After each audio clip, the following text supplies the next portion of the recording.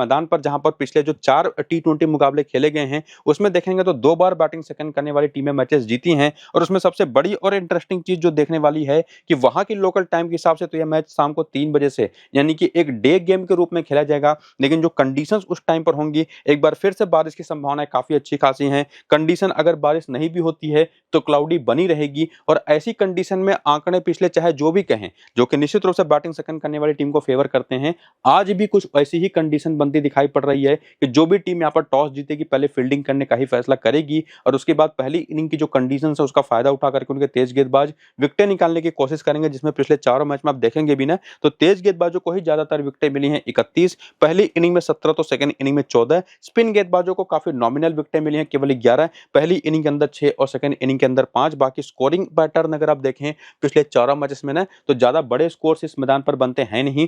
Conditions हमेशा यहाँ पर कुछ उसी तरीके की होती हैं और इसी वजह से तेज गेंदबाजों का बोलबाला यहाँ पर रहेगा। और 4 मैच में अगर 31 विकेटें मिल रही हैं तेज गेंदबाजों को ना, मतलब कि आप समझ सकते हैं कि तेज गेंदबाजों का जो डोमिनेंस है वो बल्लेबाजों को काफी हद तक संघर्ष कराता है, जहां पर सेकंड इनिंग में स्कोर करना ज्यादा आसान हो जाता है। पहली इनिंग में ही ज्यादातर विकेटें यहाँ पर गिरती हुई आपको दिखाई पड़ेंगी। तो इस पिच रिपोर्ट को समझने के बाद एक और जो चीज देखनी जरूरी होगी वो ये कि जो पिच मैच के दौरान यूज किया जाएगा उस पर कितनी घास है, जो कि वेदर तो तेज गेंदबाजों को फेवर कर ही रहा है। तो घास को भी देखने के लिए जो अपडेट रहेगा वो आपको मैं टेलीग्राम और व्हाट्सएप करूंगा। टॉस के बाद पिच के बारे में बताऊंगा और फाइनल टीम भी जो उसी बेसिस पर बनेगी वो भी टेलीग्राम और व्हाट्सएप पर दूंगा। तो दोनों को जाकर के ज्वाइन करिए। फिलहाल आइए देखते हैं क्या प्लेइंग 11 बैटिंग ऑर्डर बनते दिखाई पड़ रही है आयरलैंड की तरफ से, जिसमें Paul Stirling, Ross Adair open करेंगे, लोरकान टैगर नंबर 3 पर आएंगे, हैरी टेक्टर है, टीम टेक्टर है, जॉर्ज डॉकरेल है जो कि राइट हैंडेड बैटर होने के साथ साथ लेफ्ट आर्म ऑर्थोडॉक्स बॉलिंग भी करते हैं। और बाकी इनकी ये मेन बॉलिंग अटैक जहां पर ग्राहम ह्यूम ये आपको प्लेइंग 11 में जोशुआ लिटिल के जहां पर खेलते दिखाई पड़ सकते हैं, जिनको निगल हो गया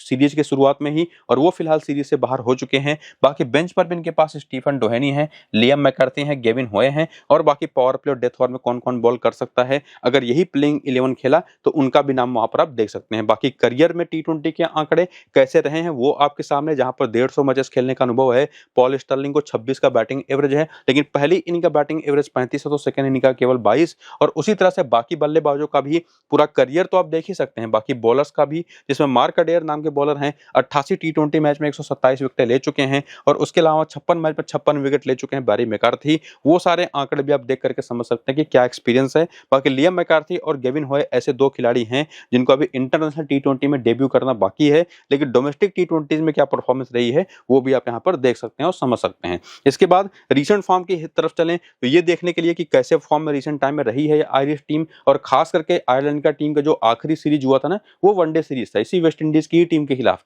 बीच में एक गैप लिया गया और वेस्ट इंडीज की टीम इंग्लैंड के दौरे पर चली गई, बगल में ही है, तो निश्चित रूप से वहां पर जाकर के मैचेस खेले उन्होंने, वापस आए हैं टी20 सीरीज खेलने, जिसमें पॉल स्टर्लिंग काफी ठीक ठाक फॉर्म में दिखाई पड़े थे वनडे सीरीज में वेस्ट इंडीज के ही खिलाफ। और ओवरऑल भी देखेंगे तो रिसेंट टाइम में काफी अच्छे फॉर्म में है। बाकी रॉस अडेयर जो रिसेंट टाइम में कई बार चोटिल होकर के बाहर होते रहे हैं, फॉर्म में भी उतने अच्छा आपको देखने को नहीं मिलेंगे। और इनके साथ एक दिक्कत यही कि स्टार्ट तो अच्छी करते हैं, बड़ी पारी में कन्वर्ट नहीं कर पाते, कई बार खराब शॉट्स खेल करके आउट होते हैं। बाकी लोरकान टकर इनके विकेट कीपर बैटर हैं जो कंपैरेटिवली ठीक ठाक फॉर्म में है। हैरी टेक्टर के साथ अगर आप देखेंगे ना तो फॉर्म कंसिस्टेंट है नहीं, बीच में एक यहाँ पर 0, फिर यहाँ पर 56, फिर यहाँ पर 0 और 1, फिर यहाँ पर 120 रन, फिर यहाँ पर 28 रन, 1 विकेट। लेकिन इनकी जो कंसिस्टेंसी हो ना हो, जो सबसे बड़ी बात इनकी होती है यूटिलिटी वाइज, वो है इनकी ऑफ स्पिन बॉलिंग जो कभी कभार कर देते हैं और इसी वजह से एक अच्छे ऑप्शन है, बन भी जाएंगे। बाकी टीम टेक्टर के भी रीसेंट फॉर्म को आप देख सकते हैं ठीक ठाक है। इसके अलावा जॉर्ज डॉकरेल जो बीच में बॉलिंग करना इन्होंने काफी कम कर दिया था, लेकिन रीसेंट टाइम में फिर से बॉलिंग करते दिखाई पड़ रहे हैं। हालांकि वो चीज इन्होंने वनडे में करी है, अगर आप देखें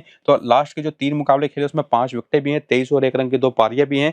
तो अगर ये आज यहाँ पर बॉल करते हैं, जिसमें देखना ये भी पड़ेगा कि कितने बॉलिंग ऑप्शन आयरिश टीम लेकर के आ रही है, क्योंकि इनके अलावा इनके पास मार्क अडेयर है, बैरी मैकार्थी है, मैथ्यू हम्फ्री और पॉसिबली बेन व्हाइट के साथ साथ ग्राहम ह्यूम भी प्लेइंग 11 में खेलेंगे। तो ये 5 बॉलिंग ऑप्शन तो इनके पास ऑलरेडी हैं, जिसमें निश्चित रूप से अगर यही 5 बॉलर्स खेलते हैं तो जॉर्ज डॉकरेल के भी और हैरी टेक्टर के भी बॉलिंग करने की संभावनाएं काफी अच्छी बन जाएंगी। और उस कंडीशन में जॉर्ज डॉकरेल भी एक अच्छे ऑप्शन बन जाएंगे, जहां पर जैसी कंडीशन है मार्क अडेयर को आप मिस कर नहीं सकते, बैरी मैकार्थी को खास करके पहली इनिंग की बॉलिंग में कतई मिस नहीं कर सकते। बाकी बेन व्हाइट को लेकर के जाना है या नहीं, मैथ्यू हम्फ्री कैसा ऑप्शन होंगे, ग्राहम ह्यूम कैसा ऑप्शन होंगे, जिनका फॉर्म बहुत अच्छा नहीं लगा हुआ, वो हम आगे समझेंगे। और उसको आगे समझने के लिए सबसे पहले हम देखेंगे हेड टू हेड के आंकड़े कि वेस्ट इंडीज के खिलाफ टी20 फॉर्मेट में खेलते हुए कैसे आंकड़े हैं, जिसमें नीचे के जो प्लेयर्स है ना मैथ्यू हम्फ्री से लेकर के गेविन हुए, कोई भी वेस्ट इंडीज के खिलाफ टी20 क्रिकेट में खेला नहीं, लेकिन खेले हैं पॉल स्टर्लिंग जिनके 8 में जो 210 रन है, 38 का एवरेज, और इनको वेस्ट वेस्ट इंडीज की जो बॉलिंग है ना वो काफी पसंद आती है। वनडे सीरीज में भी काफी अच्छा खेल रहे थे।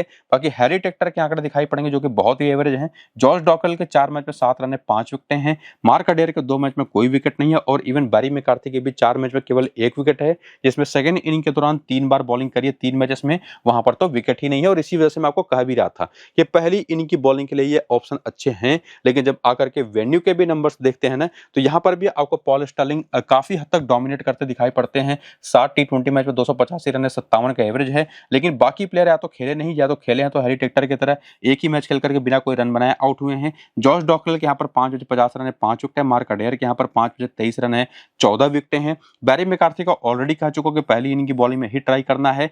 बेन व्हाइट यहाँ पर एक मैच में 2 विकेट ले चुके हैं और ये भी चीज आपको ध्यान में रखनी है कि बेन व्हाइट एक कैसे ऑप्शन हो सकते हैं, या तो बेन व्हाइट और या तो गेविन हुए, जो भी प्लेइंग इलेवन में खेल गया, क्यों एक अच्छे ऑप्शन होंगे उसको मैं वीडियो के अंत में बताऊंगा जब वेस्ट इंडीज की हम प्लेयर बैटल को देखने लगेंगे तब। लेकिन उसके पहले आयरिश टीम के भी प्लेयर्स के प्लेयर बैटल को देखेंगे तो पॉल स्टार्लिंग एक ऐसे खिलाड़ी जो ज्यादातर विकेट टी20 फॉर्मेट में दाहिने हाथ के तेज गेंदबाजी पर ही गंवाते हैं। 99 गेंद पर 108 रन बना करके 11 बार आउट हो चुके हैं।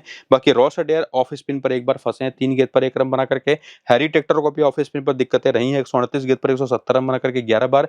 हालांकि सामने की टीम में ऑफ स्पिनर है तो कौन है वो देखना बड़ा इंटरेस्टिंग होगा। बाकी लोरकान टकर भी दाहिने हाथ की तेज गेंदबाजी पर जो एक्सप्रेस पेस बॉलिंग होती है बेसिकली उस पर फंसते हैं। बाकी जॉर्ज डॉकरेल भी राइट आर्म फास्ट बॉलिंग पर काफी ज्यादा विकेट देते हैं। तो इस टीम के खिलाफ दाहिने हाथ के तेज गेंदबाज जिनके पास अच्छी पेस हो और साथ ही साथ right arm off spin bowler वो काफी यूजफुल होते हैं। लेकिन क्या वैसे बॉलर हैं सामने की टीम में, उसको देखने के लिए अगर आप आए वेस्ट इंडीज की टीम की तरफ, जहां पर एक ऑप्शन बन तो सकता था रोस्टन चेज का, जो कि निश्चित रूप से इस स्क्वाड में शामिल थे नहीं। एक्चुअली इनको कंटेन इसलिए किया गया क्योंकि जाइड गुली इनके जो एक युवा खिलाड़ी हैं, लेफ्ट हैंडेड बैटर, जिनको अभी डेब्यू करना बाकी, इनका वीजा नहीं हो पाया था, जो कि हो चुका है, टीम को ज्वाइन भी कर चुके हैं। तो इसी वजह से अब रोस्टन चेज आपको खेलते दिखाई नहीं पड़ेंगे। वो अपनी कंट्री वापस जाएंगे, टेस्ट स्क्वाड को ज्वाइन करेंगे, जो कि ऑस्ट्रेलिया के खिलाफ होना है टेस्ट सीरीज, एक अपना होम सीरीज खेलने के लिए। कप्तान भी टीम के बनाए गए हैं। तो कोई ऑफ स्पिनर अगर आप प्रॉपर देखेंगे तो इस टीम के अंदर आपको देखने को नहीं मिलेगा। ये एक दिक्कत है, जबकि सामने की टीम के बॉल बैटर्स को दिक्कत होती है ऑफ स्पिन पर।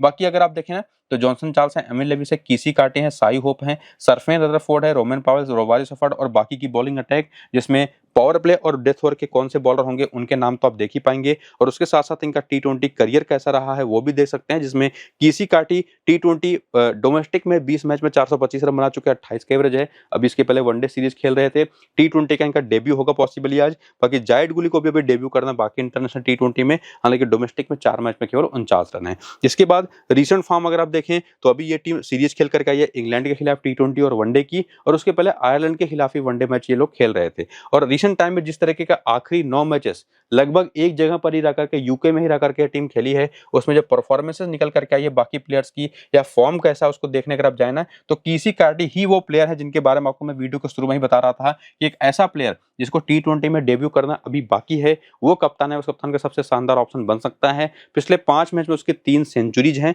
वो तीनों सेंचुरीज हालांकि वनडे फॉर्मेट में, जहां पर देखें तो 29, 103, 22, 170, 102 और 6 रन की पारी, तो आखिरी 5 मैच 3 सेंचुरी आपको देखने को मिल जाएगी। तो ये एक अच्छे शानदार ऑप्शन तो हैं। और इवन साई होप जो कि काफी अच्छे फॉर्म में रिसेंटली दिखाई पड़े थे इंग्लैंड के खिलाफ आखिरी 2 टी20 मैच में, ये काफी बेहतर दिखाई पड़ेंगे। हालांकि जॉनसन चार्ल्स की बात कर लें, एमिल लेविस की बात कर लें, ये उतने अच्छे प्लेयर दिखाई पड़े नहीं इंग्लैंड के दौरे पर। टच एंड गो ही था इनका, शॉट्स खेल रहे थे, विकेट गवा रहे थे स्विंग होती गेंदों पर।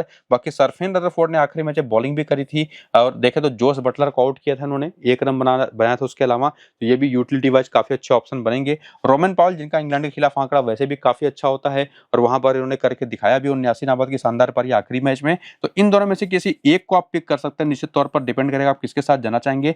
रोमारियो ने काफी अच्छी बॉलिंग रिसेंट टाइम में करी है, बैटिंग भी करी है। बाकी जेसन होल्डर को लेकर भी सेम चीज आप कर सकते हैं, जिनको विकेटें तो नहीं मिल रही लेकिन बल्ले से उतना अच्छा खासा योगदान दे पा रहे हैं। गुदा केस मोती और अकील हुसैन में से अकील हुसैन ज्यादा बेहतर दिखाई पड़े हैं रिसेंट टाइम में। अलजारी निश्चित रूप से एक शानदार ऑप्शन रहेंगे ही, जो इनके पास गति है, जो स्विंग होती है और जो हाइट से बॉलिंग करते हैं, उस वजह से आयरिश बैटर्स को, जिनके बारे में आपने पीछे देखा भी प्लेयर बैटल में कि दाहिने हाथ के तेज गेंदबाजों को रास आती नहीं, तो वहां पर काफी यूजफुल ऑप्शन होंगे। बाकी हेड टू हेड के आंकड़े देखें कि आयरलैंड के खिलाफ कैसे रहे टी20 फॉर्मेट में इन वेस्ट इंडियन प्लेयर्स के, तो चार्ल्स के एक मैच पर 24 रन, लेकिन एमिल लिव्स का 38 का बैटिंग एवरेज, तो ये भी एक अच्छा ऑप्शन है। बाकी दोनों खेले नहीं, सरफेन के एक मैच में 26 रन है, 1 विकेट है, बाकी 2 मैच में 2 विकेट है रोमारियो सेफर्ट के, और बाकी नंबर्स या तो बहुत ही कम सैंपल साइज के साथ आते हैं, या तो ऐसे हैं नहीं कि जिसके दम पर आप किसी प्लेयर को पिक कर पाएँ। लेकिन एक बात तो पक्की है कि केसी कार्टिक को मैं 100% टीम में लेने वाला हूँ, साई होप को 100% टीम में लेने वाला हूँ, अगर ये दोनों खेल रहे हैं प्लेइंग 11 के अंदर।